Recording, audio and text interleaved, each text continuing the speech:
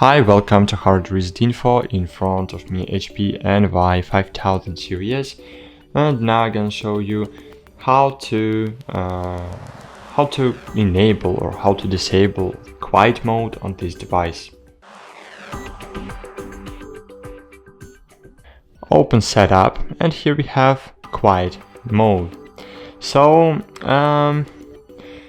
in this mode, when this mode enabled, this reduces the noise the printer makes during operation, but this will slow down printing slightly to achieve quieter performance.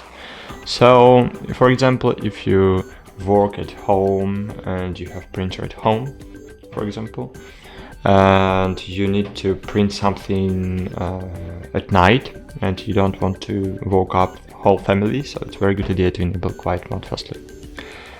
Enable it and go.